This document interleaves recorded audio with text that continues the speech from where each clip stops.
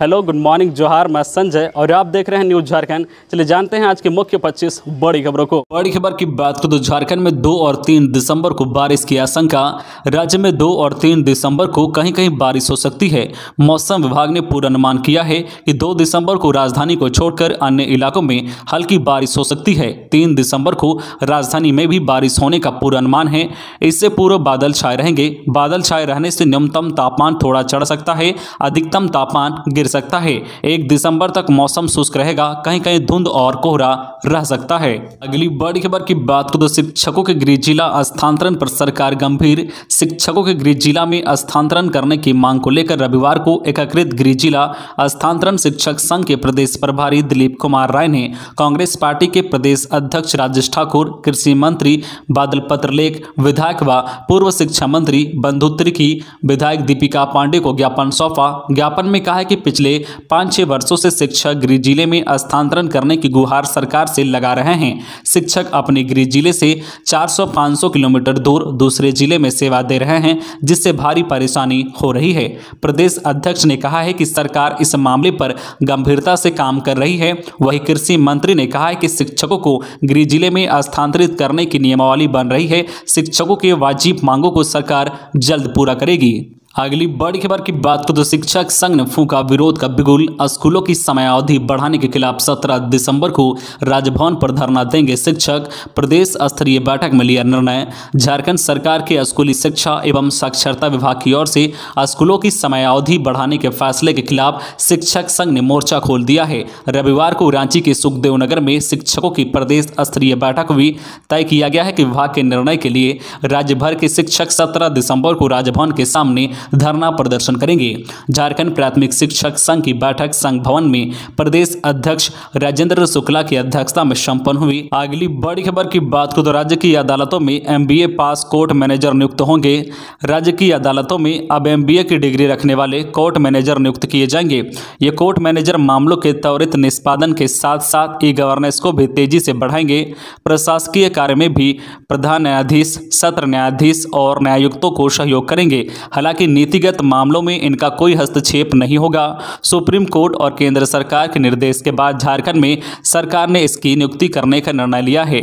इसके लिए झारखंड सरकार ने राज्य सिविल कोर्ट मैनेजर नियुक्ति सेवा शर्त अपील नियमावली 2020 को मंजूरी प्रदान कर दी है। राज्यपाल की मंजूरी के बाद विधि विभाग ने इसकी अधिसूचना जारी कर दी है। कोर्ट मैनेजर की नियुक्ति लिखित परीक्षा और साक्षरता के आधार पर की जाएगी। अगली बड़ी खबर की बात करें तो बीजेपी प्रदेश अध्यक्ष ने जेपीएससी पर लगाया झारखंड का सिर झुकाने का आरोप। भाजपा प्रदेश ने एक बार फिर से झारखंड लोक सेवा आयोग की 7वीं सिविल सेवा प्रारंभिक पीटी परीक्षा से जुड़ी विसंगतियों का मामला उठाते हुए राज्य सरकार और जेपीएससी चेयरमैन की कार्यशैली पर सवाल उठाया है। रविवार को प्रदेश मुख्यालय में प्रदेश अध्यक्ष दीपक प्रकाश ने पीटी परीक्षा से जुड़ी विसंगतियों को उठाते हुए कहा है कि जेपीएससी के कारनामों से पूरे देश में झारखंड शर्मसार हुआ है। दीपक प्रकाश ने कहा कि आज झारखंड का नौजवान रोजगार के लिए तरस रहा है, युवा परेशान है और वर्तमान सरकार नौजवानों से रोजगार छीनने का काम कर रही है। मेधावी छात्रों के साथ अन्याय हो रहा है। उन्होंने विशेष तौर पर जेपीएससी की पीटी परीक्षा का जिक्र किया। खबरों में आगे बढ़ने से पहले आपसे रिक्वेस्ट है कि अगर आप चैनल को सब्सक्राइब नहीं किए हैं तो प्लीज चैनल को सब्सक्राइब करके बेल आइकन प्रेस कर दें, जिससे आपको झारखंड की हर छोटी बड़ी खबर का अपडेट आप तक पहुंचता रहे। चलिए बढ़ते हैं खबरों की ओर। अगली बड़ी खबर की बात करें तो तुरंत होगा बिजली की समस्याओं का निपटारा। अब आपके गाँव आएंगे बिजली विभाग के अधिकारी। रांची के शहरी इलाकों की तरह ही ग्रामीण इलाकों में बिजली आपूर्ति को बेहतर करने के लिए झारखंड बिजली वितरण निगम ने पहल की है। निगम ने अपने अधिकारियों और कर्मचारियों को खास जिम्मेदारी सौंपी है। ग्रामीण इलाकों में बिजली नहीं है या समय पर बिल नहीं आता है, ट्रांसफार्मर खराब है, ऐसी शिकायतों का तुरंत निपटारा किया जाएगा। झारखंड बिजली वितरण निगम लिमिटेड द्वारा लाइनमैन से लेकर पदाधिकारियों को आज सोमवार 29 नवंबर को जिले के सभी प्रखंडों में गांव-गांव का दौरा कर ग्रामीण उपभोक्ताओं से संपर्क स्थापित करने के निर्देश दिए हैं। अगली बड़ी खबर की बात करें तो धनबाद जज हत्या साजिशकर्ता के बारे में मिले अहम सुराग। आरोपियों से फिर पूछताछ। जज उत्तम आनंद हत्या मामले में सीबीआई को साजिश रचने वाले मास्टरमाइंड के बारे में अहम सुराग मिला है। सीबीआई अब इस मामले में जेल में बंद दोनों आरोपियों से फिर से पूछताछ करना चाहती है, इसलिए दोनों को रिमांड पर लेने को लेकर कोर्ट में अर्जी दाखिल की है। कोर्ट ने सीबीआई की अर्जी को स्वीकार कर लिया है। अगली बड़ी खबर की बात करें तो नई गाइडलाइन, इंटरनेशनल पैसेंजर को बतानी होगी 14 दिन की ट्रैवल हिस्ट्री, दिखानी होगी नेगेटिव आरटीपीसीआर रिपोर्ट।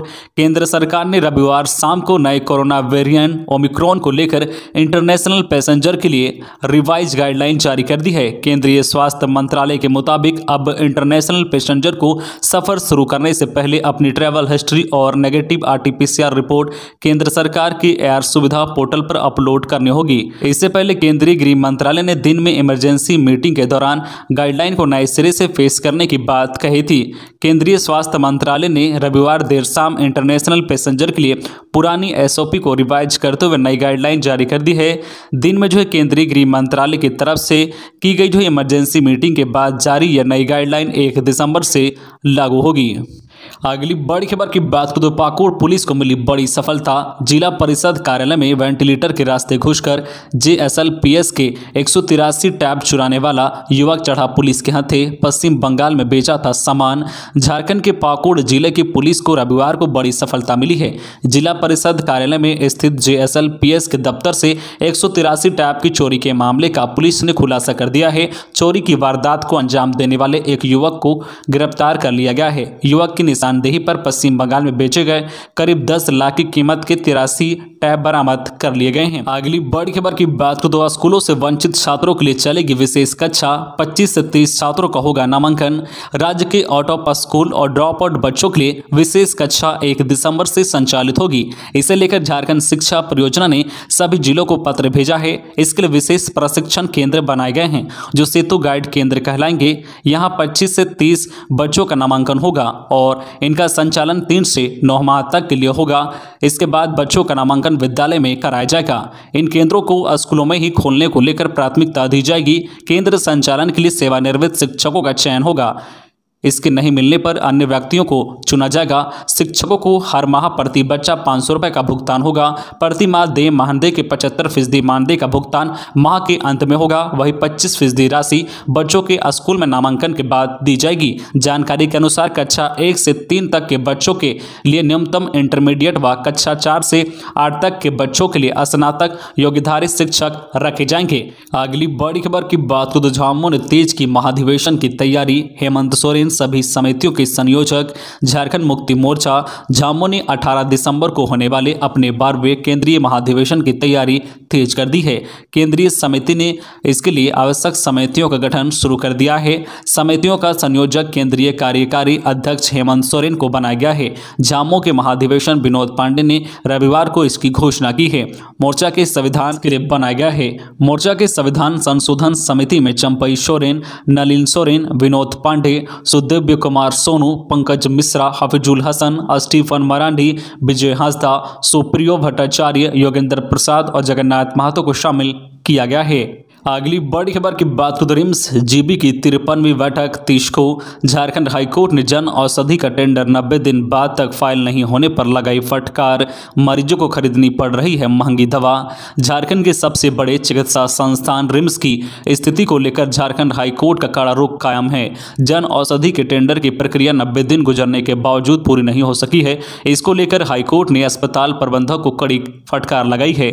अब इस मुद्दे को हल करने के लिए असाधारण बैठक के नाम पर शासी परिषद की 53वीं बैठक आगामी 30 नवंबर को बुलाई गई है। अगली बड़ी खबर की बात करें तो मुख्यमंत्री हेमंत की बहन की शादी को ले नेमरा में उत्साह। मुख्यमंत्री की चचेरी बहन आशा सोरेन की शादी समारोह लगन में रविवार को शामिल होने मुख्यमंत्री हेमंत सोरेन के पिता व राज्यसभा सांसद पूर्व मुख्यमंत्री शिबू सोरेन, मारूबी सोरेन व पत्नी कल्पना सोरेन पहुंची। यहां पहुंचकर वे आशा सोरेन के लगन कार्यक्रम में शामिल हुए।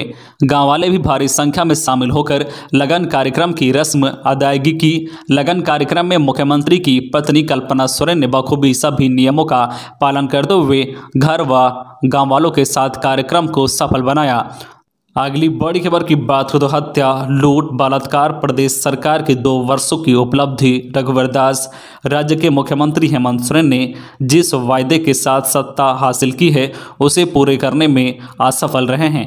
इस 24 माह की सरकार के कार्यकाल में झारखंड के लोगों ने सिर्फ हत्या, लूट, नक्सली वारदात, ट्रांसफर पोस्टिंग, खनिज संपदा की लूट ही देखी है। भाजपा सरकार के किए गए निर्माण कार्य का उद्घाटन कर वाहवाही लूट का काम किया जा रहा है। सरकार को किसानों, बेरोजगार युवाओं, पारा शिक्षकों व छात्रों को हित से कोई लेना देना नहीं है। यह बातें भाजपा के राष्ट्रीय उपाध्यक्ष एवं राज्य के पूर्व मुख्यमंत्री रघुवर दास ने ITI मोड़ चास में कही। अगली बड़ी खबर की बात करें तो स्कूल कॉलेजों में प्रशिक्षित शारीरिक शिक्षकों की नियुक्ति की मांग।